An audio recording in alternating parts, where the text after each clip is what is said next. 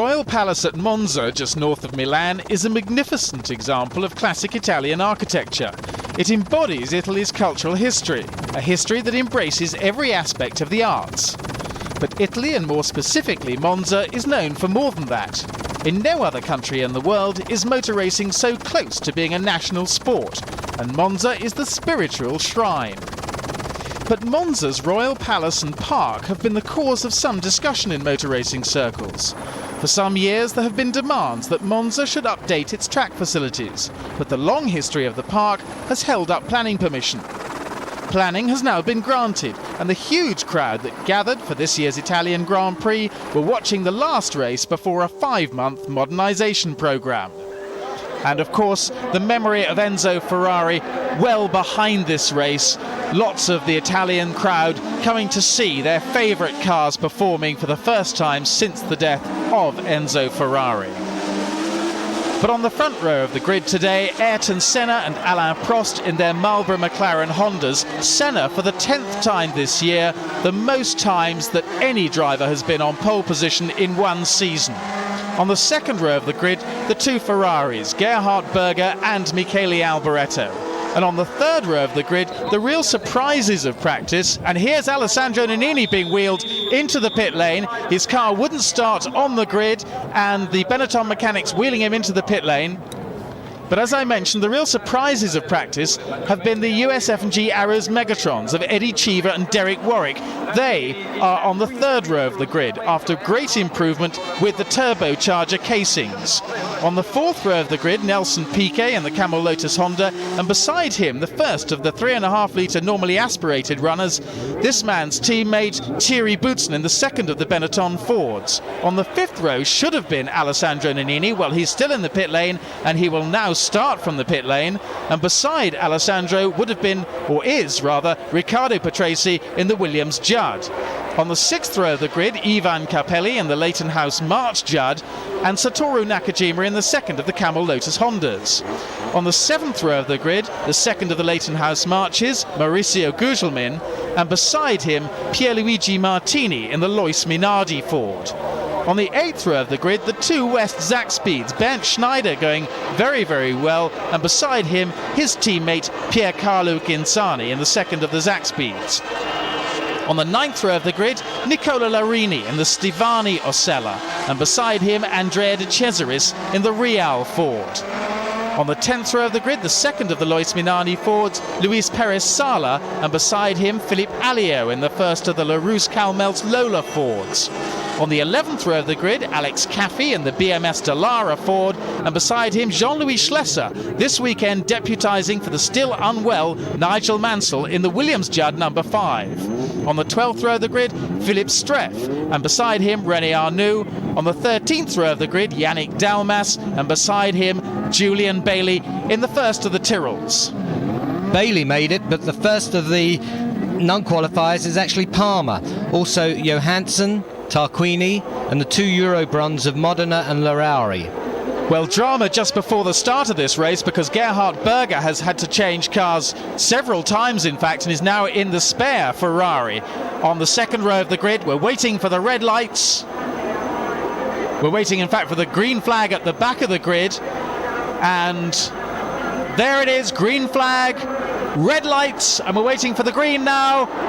And there it is, green light, and they're away, and Prost makes a superb start. Prost into the lead as they accelerate down to the first chicane, but Senna darts from behind him, and it's Senna going into the first chicane in the lead. Senna from Prost, then Berger, Alboreto, Cheever, Boutsen, Piquet, Patrese, Capelli, Warwick, and the rest of the field all appearing to have made it. What did you make of that start then, Herbie? Well, I think maybe Senna might have even missed a gear, and then it looked as though maybe Prost also had a problem. Well, certainly Senna in the lead and pulling away just a fraction from Alain Prost in second place. The rest of the field coming through on the right there, pulling out to see if he could overtake, was Pierluigi Martini. There's Nicola Larini in the Stivani Osella going over the curbs. That's Alex Caffey in the BMS Dallara Ford. But everyone apparently having made it, no problems it would appear.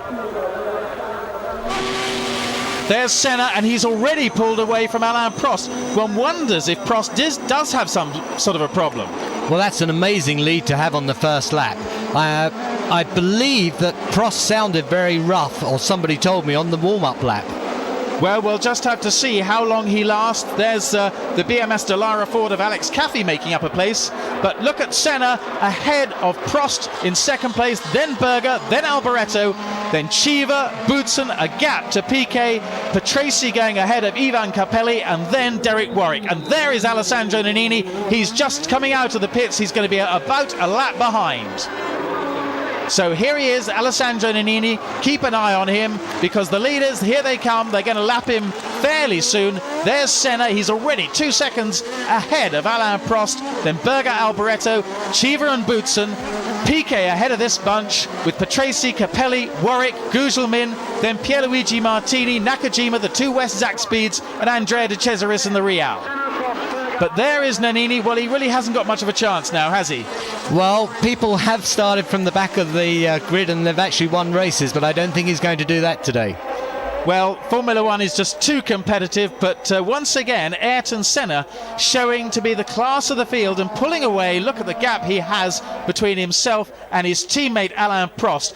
Do you think Prost is driving defensively at the moment as much as we've seen of him? Is he trying to keep Gerhard Berger behind him?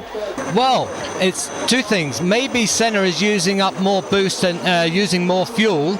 Prost is actually driving to the amount of fuel that he's allowed. I don't understand the Ferraris. They've never been quite so competitive. Well, they're certainly well up there, and certainly well up with Alain Prost. Of course, these things all happen at the end of the race, and all of a sudden everything suddenly changes. But there's Ayrton Senna beginning to catch Alessandro Nannini now in that Benetton Ford ahead of him. He won't want to be held up by Nannini, but Nannini is a very, very professional driver and will make sure that Senna can get past him fairly easily. Senna coming down now. He will have got a bit of a tow from that Benetton Ford, but whether he will be able to overtake here, I don't know. But Nannini will be watching his mirrors. Here is Prost ahead of Berger, ahead of Alboreto, a gap to Cheever with Boutsen right behind Cheever, and then this tremendous battle going on behind Nelson Piquet with Patrese, Capelli, Warwick, and then a gap to Gugelmin, Pierluigi Martini, Nakajima, and there is the Real Ford going ahead of Piercarlo Cinzani. And Senna has overtaken Nannini, so that's one worry out of his way. He can let that one go and let Prost and Berger worry about it now. Well, I'm sure that Senna's hoping that Nannini is going to hold them both up, but Nannini is a very professional driver, and I'm sure he'll let both of them straight past. Well, there was an interesting puff of smoke, or maybe it was just dust from Senna's car that time, but there doesn't seem to be anything wrong with it. It must be dust. It's one of the problems when everyone goes over the curbs here. They pull so much sand onto the track. Makes it really quite slippery, doesn't it? Yes, well, in fact, this circuit, it's so easy to jump over the chicanes for a quick lap, and unfortunately everybody's doing it.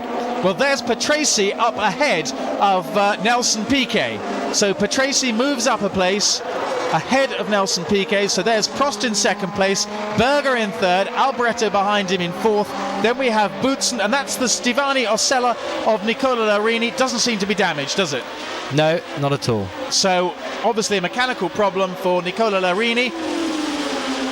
But up into seventh place now, Riccardo Patrese ahead of Nelson Piquet. Prost, Berger still right up behind Prost. Lots of dust there.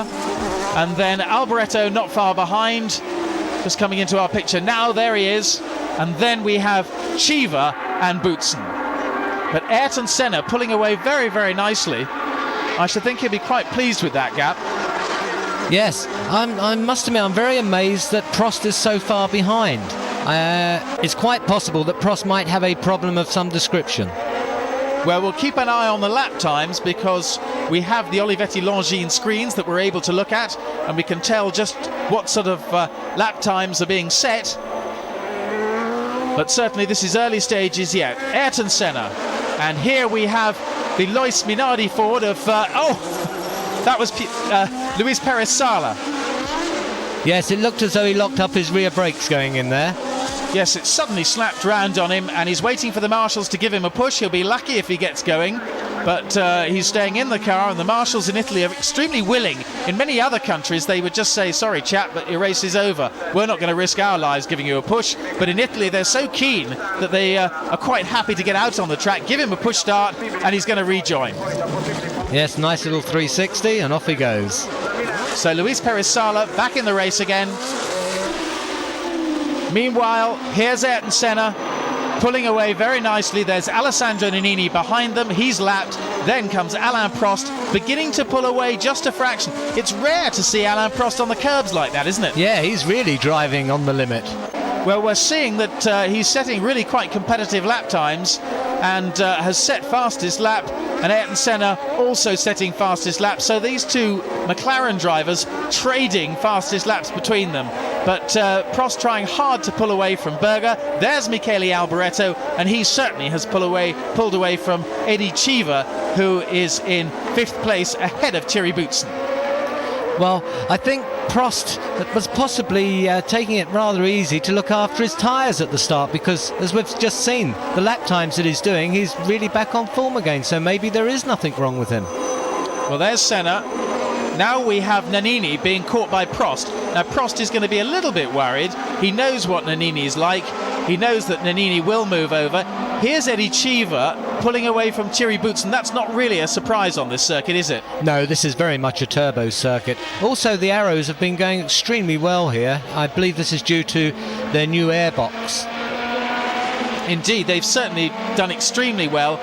Started from the 3rd row of the grid. Derek Warwick didn't have a very good start. He slipped back slightly, and he's in amongst the normally aspirated runners. He was hoping to get on the rostrum, I know, but Eddie Cheever was hoping to run with the Benetton Fords, and that he is certainly doing at the moment, pulling away just a little bit from Thierry Boutsen.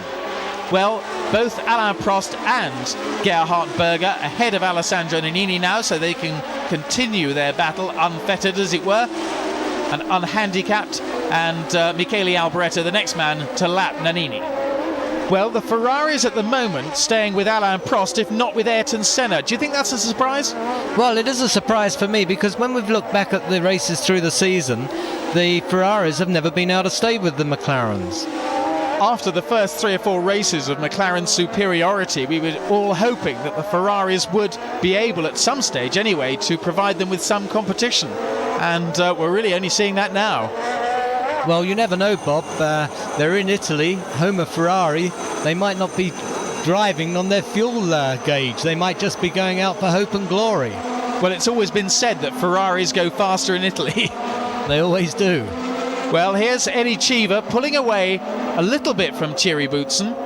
Thierry Boutsen in the Benetton Ford, and in the background we see Riccardo Patrese in 7th place, then Nelson Piquet 8th, Ivan Capelli 9th, Derek Warwick 10th, and Mauricio Gugelmin in 11th spot, and then Bernd Schneider 12th, with Satoru Nakajima 13th. I must say the Zach speed is a bit of a surprise, isn't it? I've never known it run so high. Going extremely well. In fact, Bernd Schneider also had a good race in Mexico as well, but then that was a circuit that really did favour the turbos. Yes.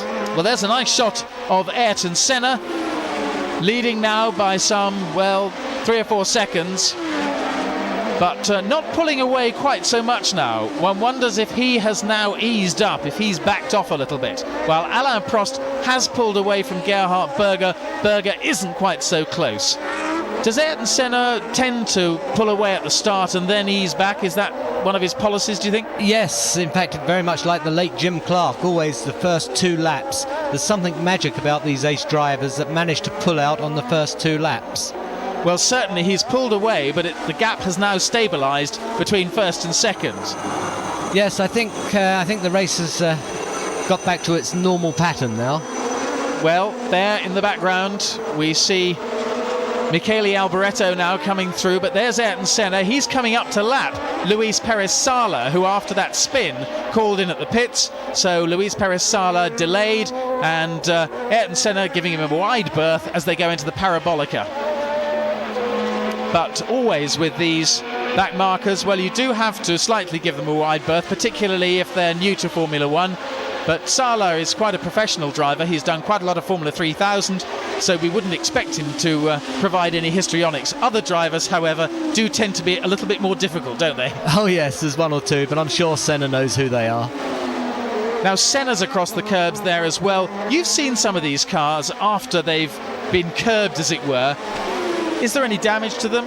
Well, in fact, we've had one or two problems back in our old days here. We actually ripped out sumps, which was so easy to do, and I'm very surprised at the way they're jumping the curbs during this race. Would the cars be specially adapted to something like this? Would they be specially adapted to this particular circuit for this reason? No, you just fingers crossed that you don't do too much damage underneath. That's all you can do, because you still have to keep the car low to go quick.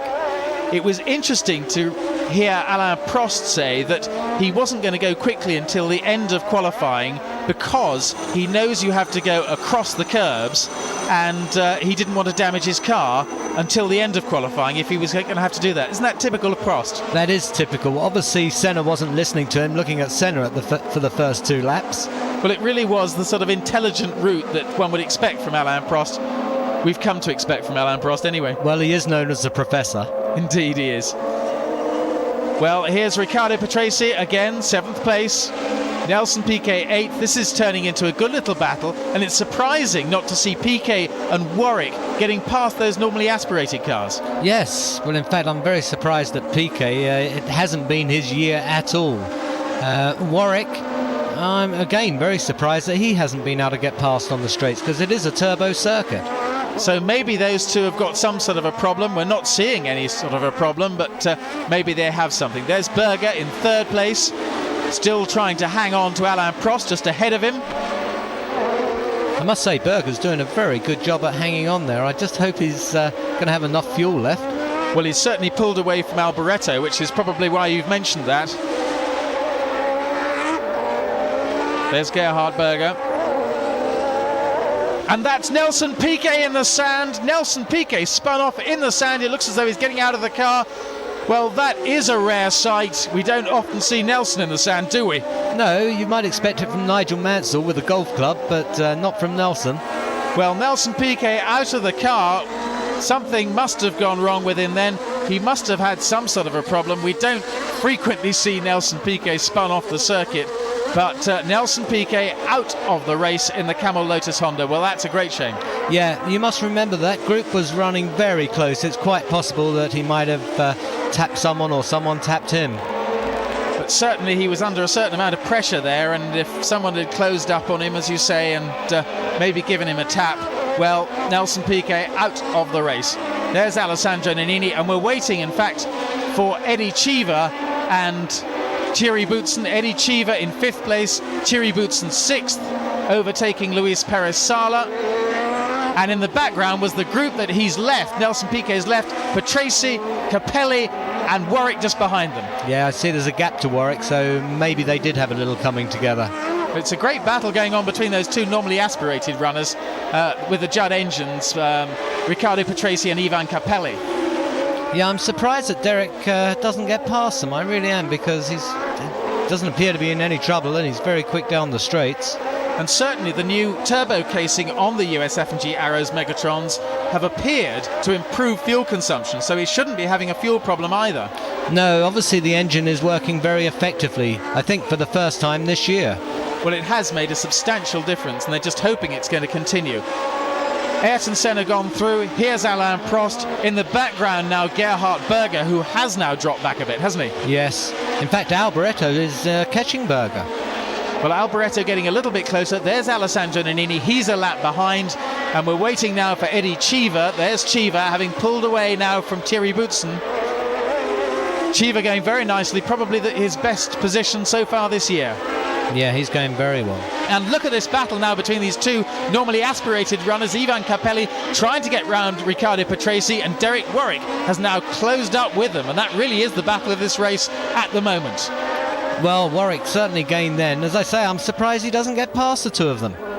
Maybe he has some sort of a problem in a straight line. Certainly Ivan Capelli seems to be going through that back section of the track very, very efficiently and catching up with Riccardo Patrese. But the Judd engine now going a lot better than it did earlier on in the season. Yes, but then going back to the Ford engine and Nannini, that if Nannini had started on the grid, I'm sure he would have been leading the normal aspirated class. Well, Boutsen certainly got a good start to get up to 6th place. And this is Gerhard Berger, now having a relatively lonely race, really. Alain Prost has left him behind. He can't see his teammate. And there is Satoru Nakajima, who's slowing.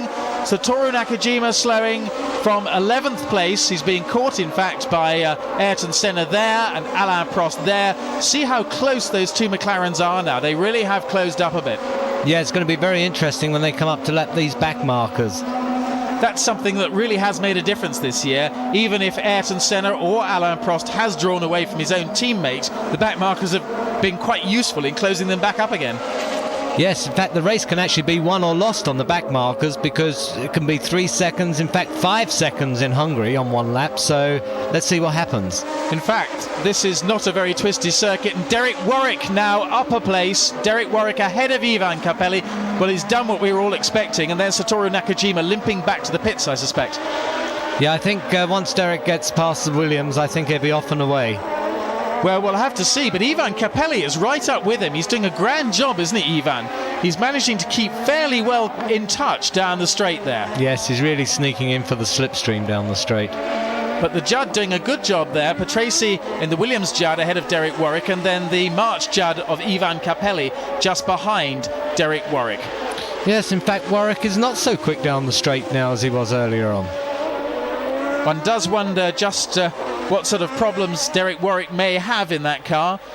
His teammate is a couple of places ahead of him, Eddie Cheever, going very nicely, and there is Satoru Nakajima now in the pits, and it may be the end of the Lotus Challenge. Well, we've seen that before this year, really, haven't we? Yes, unfortunately. They haven't been as reliable as the McLarens, in spite of using the same power unit. And Derek Warwick now having a bit of a nibble at Riccardo Patrese. Right, now let's see.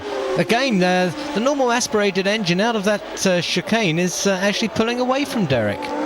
Well, that was one problem which is perhaps manifesting itself. The new turbo casing actually produces greater turbo lag now than they had before. Yeah, in fact, we went through these problems where under low throttle load, that makes the car very difficult to drive. And that could be his problem. And he's also running just a little bit more wing, we feel, than perhaps the two normally aspirated cars. Straight line being so important here. Look at Capelli, he's crawling all over him. He's actually pulling alongside. Is he going to go ahead? Is the power of the turbo going to come in now and allow Warwick to hold the line into Parabolica just? Yeah, I'm sure Derek must have a problem. But did you notice the way that he was oversteering coming out of that corner? So his chassis is not working that well either at the moment. So Warwick having problems with these normally aspirated cars. Eddie Cheever obviously going a lot nicer, as it were, ahead of Thierry Boutsen in 5th place at the moment. There's Patrese. Warwick closes up on him. It's strange. He closes up on him in different places. That's Yannick Dalmas in the pits for some new tyres. And we're back now with Ayrton Senna in the lead. And Senna still, well, he's pulled out a little bit on his teammate Alain Prost. We look for Prost in the background. That's not him. Prost is now having to lap, first of all, the AGS of Philip Streff, and then ahead of him he has Piercarlo Ghinzani in the West Zakspeed, and we're waiting for Gerhard Berger. There's Berger in 3rd place. Behind him is René Arnoux in the Ligier, and then behind him again is Michele Alboreto in 4th place. Worrying moments for some of these drivers as they lap these less experienced drivers. Although some of them, well, they've been around in racing a long time. They should make the passage relatively easy, shouldn't they? Oh yeah, the lapping is not too much of a problem, because, as we said earlier on, the likes of Senna and Prost and Berger, they understand which drivers are going to look in their mirrors and give way, and if not, they're going to wait until they get onto the straight. Well, Prost doesn't seem to have lost out too much. He's lost a second or so. There's Jean-Louis Schlesser going through and somebody locking up a brake. That was Alliot, Philippe Alliot in the Larousse Calmels Lola Ford. They're braking from really about 320 kilometres an hour in their best form, right down to about 60, perhaps a bit more, 80 kilometres an hour for that chicane. That's what you can do with carbon fibre brakes. Well, indeed, and they've got to remain at the right temperature. That's the other tuning tweak, isn't it? And there's Derek Warwick going ahead of Riccardo Patrese up into 7th place. So Warwick finally made it on the straight there. Yeah, but in fact he made that on braking. Well, he must have had a little bit of a power surge to get up alongside. Oh yes, yeah, I'm sure he got a tow, but it looked as though maybe Patrese's having a small problem with his brakes, but there was definitely under braking where he got past him.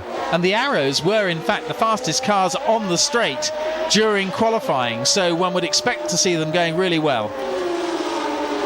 In fact, your cars used to use basically the same power unit, a 4-cylinder turbocharged. Yes, absolutely. When it was called something else. Exactly, it was actually identical. Well, there's Ivan Capelli getting right up with Riccardo Patrese. Is he going to get past him? He's right with him. Look, he's trying both sides. Yes, he must. No. Oh, I was sure he was going to get past then. Oh, Patrese must. Let's have a look as they come out of this corner now. No, Capelli. Yes, Capelli is catching up with him. And in fact, Riccardo doing a little bit of making the circuit wide down that straight there. Well, he's not about to be overtaken, but you could say he's making sure that Ivan isn't in the tow, isn't he? Oh, yes. Getting the aerodynamic benefit of being right behind Riccardo Patrese. But in the meantime, you see Derek's actually starting to pull away quite a bit now.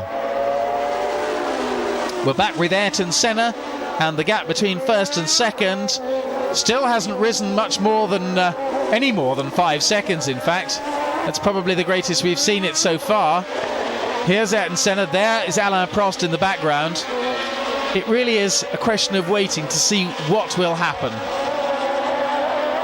Ayrton Senna accelerating down the back straight, and there in the background, Alain Prost. In the foreground, we have the Real and Alex Caffey. Alex Caffey has proved to be an extremely good driver, hasn't he? Yeah, he's in fact got a very good future in front of him. He's driven extremely well this year. Also, the team is a very good team as well. It's a new team, but a very smart, well-organised team. And benefiting from one of your ex-designers, Sergio Rinland. I didn't say that. Well, there is the Real now in the pits. Andrea De Cesaris in the Real. Perhaps it's a tyre stop, we'll have to see. There's the gap between first and second. There's Alain Prost. Again, did you notice the way that Senna is still riding over the curbs and Prost is going nice and smooth, not going over the curbs at all? Prost really is the thinking man's driver, isn't he? Yeah, and be very interesting to see. I'm still not so sure that Senna can go any quicker. Well, that's one of the West Zach speeds in the pits and apparently out of the race. Number 10, Bernd Schneider, out of the race, and further back, their compatriots, the Real team, still in the pits as well. So, not a good day for the West Germans. And of course, Gustav Brunner has moved from Real to Zakspeed, and this weekend Zakspeed announced that they would be using Yamaha power. Now, why are the McLaren men looking so ready? It would appear that Alain Prost is in trouble. We hear his exhaust note. It really has changed. He's dropped back from Ayrton Senna, and in actual fact, Gerhard Berger has now closed up on him again. Look, there is the gap. Alain Prost definitely in trouble now. Yeah, no, yeah, I'm sure that he's not going to be lasting the end of the race, because that really sounds quite mechanical to me. Well, sometimes you get a noise like that from a broken exhaust, and sometimes from a serious misfire, but well, when we see the performance altering quite as much as it has been, then we know that it isn't the exhaust. It really does sound very bad. Yeah, you've got to remember, with a broken exhaust and on a turbo, you lose a lot more power on a turbo engine than you do on a normal aspirated, and the chances of actually finishing are going to be fairly remote, I think. Well, Gerhard Berger coming up to take that second place. It can't be long now. Alain Prost has soldiered on for a lap or two, but he really must be thinking of going into the pits. I think we're going to have some very, very happy Italians very shortly. And the strange thing is, that'll be 3 Honda engine runners out. Yeah, and that's... we have had... Oh, he's passed. Berger up to second place. What were you going to say about the... yes, well, we have had this before, but I seem to remember that Senna was the sole survivor, and he went on to win. Well, that's the way it is at the moment, but Alain Prost must be saying, well, there's not much point in continuing this. I might just as well jack it into the pits.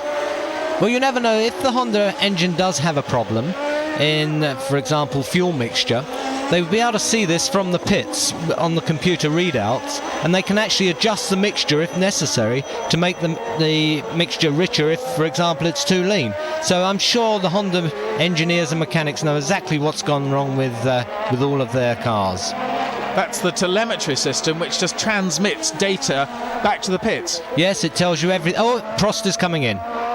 Well, Prost coming in. Now the question is, what can the Honda men do?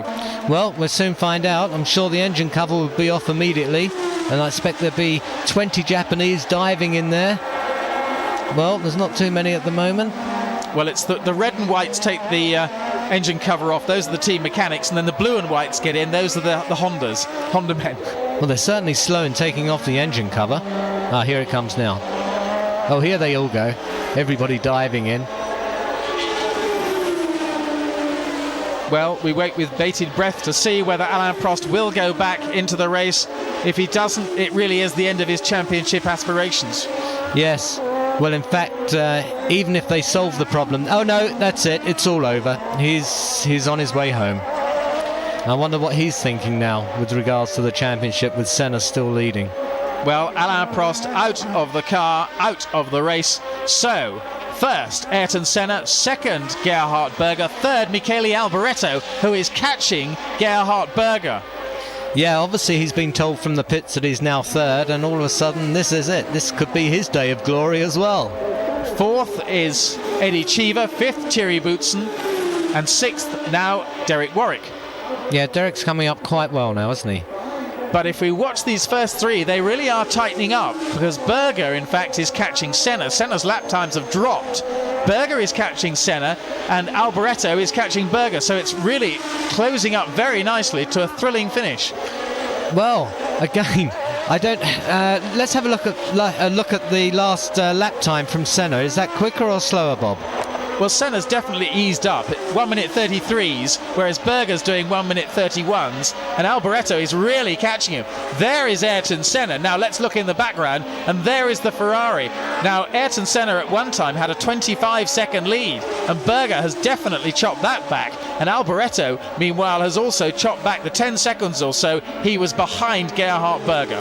Yeah, it would be very interesting to hear from the pits exactly what happened to Prost, because maybe if there was something that happened to Prost that's relevant to Senna's engine, maybe they've adjusted the engine while he's been going around, which has slowed him down.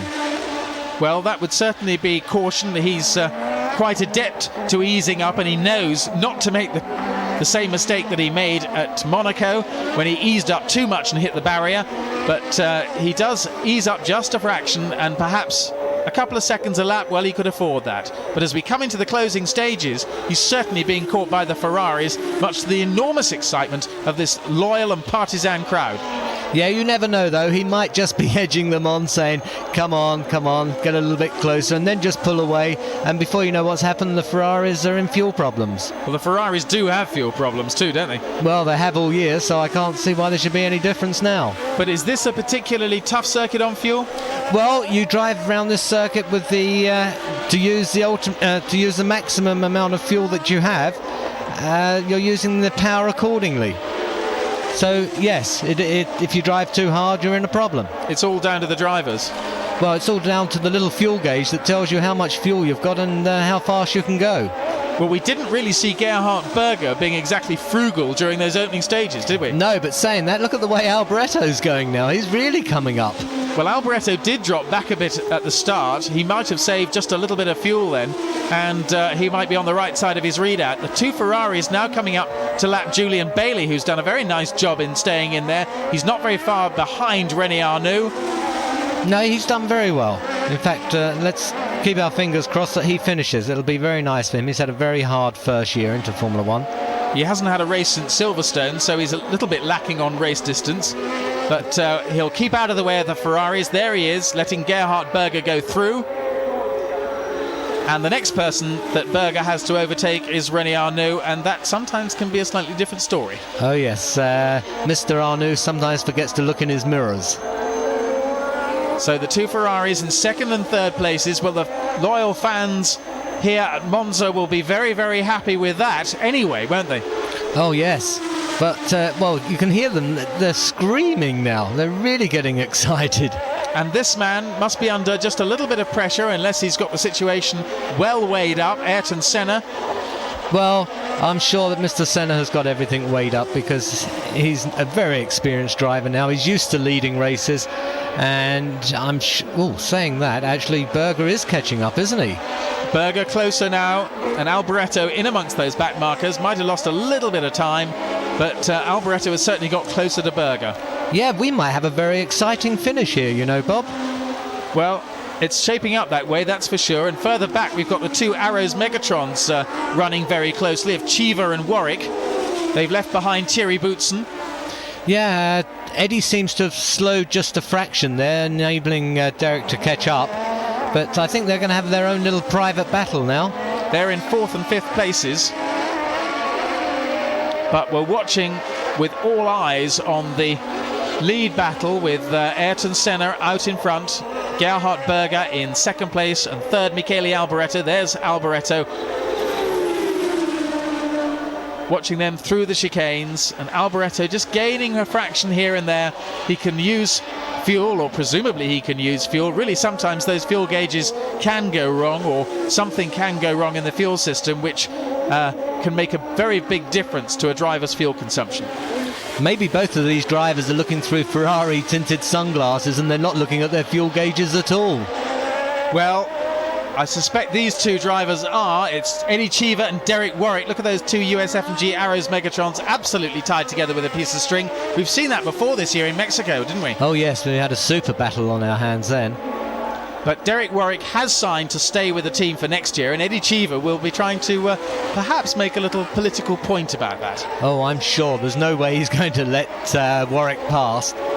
Cheever hasn't signed yet, but Warwick has, so we'll have to see how this all works out.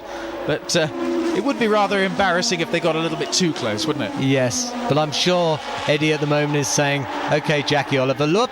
And that's Ayrton Senna spun round on the curbs. Ayrton Senna on the curbs. What has happened there? Well, we've seen him on the curbs so many times. We wonder what could possibly have happened. He's asking the marshals to give him a push, but the car is stranded like a beached whale on the curb. And his rear suspension's damaged. His right-hand rear, you can see it sticking up. He is out of the race, I'm sure. But I don't know if he was pushed off or whether he just spun. Well, we'll have to see, but the local fans going wild, because they know this means that Gerhard Berger and Michele Alboreto are in 1st place and 2nd place. Not surprising. Well, I must have... What a surprise, what a surprise. The first... Oh, yeah, there's Senna walking away. As I said, I'm sure that the rear suspension was damaged, and... Well, he'll be walking away knowing that Prost hasn't finished. And here we see what has happened. Now, talk us through this. Well, obviously, now, who is it in the Williams? He's locked his...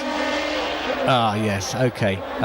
I'd have to say that I think that was 50-50, maybe more Senna's fault there, because Senna should not... He had the lead, he shouldn't have really tried to overtake there. It gets very narrow. That was Jean-Louis Schlesser. He did try and stay off the line. He had locked up a brake. He'd gone wide. He tried to stay off the line, but he couldn't be expected to drive in the dirt, really. So he was way off the line. He was on the curbs, and really Senna appeared to take his ordinary line.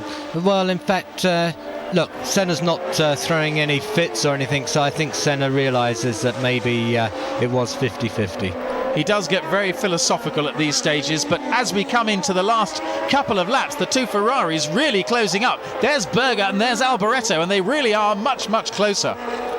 Well, this really is getting exciting now, isn't it? Well, there's Senna walking back. His race is all over, but the two Ferraris absolutely fighting this one out, tooth and nail, right to the checkered flag. And the question is going to be, who is going to win? I think they're all Italians today. That's one thing for sure. Oh, yes. But for sure, Berger is not going to let Alboreto get past very easily at all. Let's hope we don't have a coming together between the two of them. Well, once again, they are very professional drivers. Michele Alboreto, one of the real nice guys of Formula One, and closing up on Gerhard Berger. Berger now has a back marker, Mauricio Gugelmin ahead of him. Yeah, this could make all the difference, actually. And we really are in the closing stages of this race. This final corner now, the Parabolica, they're through there. Michele isn't really in a challenging position.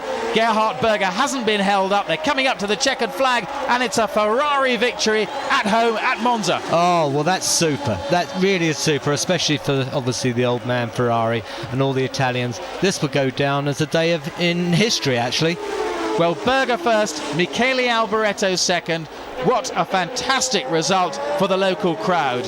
In third place, the two US F&G Arrows Megatrons of Eddie Cheever and then Warwick in fourth place. But rejoicing throughout, everyone here at Monza, absolutely rejoicing. Fifth is Ivan Capelli, sixth Thierry Boutsen. Well, Gerhard Berger, like the whole of Italy, was delighted with his win after the Italian Grand Prix.